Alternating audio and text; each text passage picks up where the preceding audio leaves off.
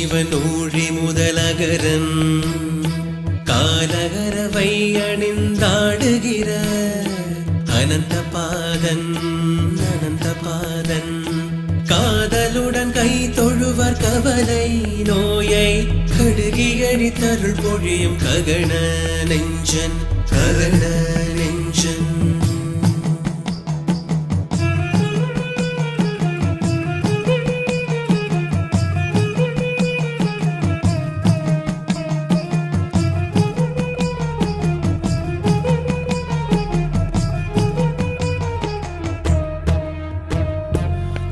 தாதையுமாய் அன்னையுமாய் தணிந்து காத்து தமிழது புலமை தனைய அன்பு கோத்து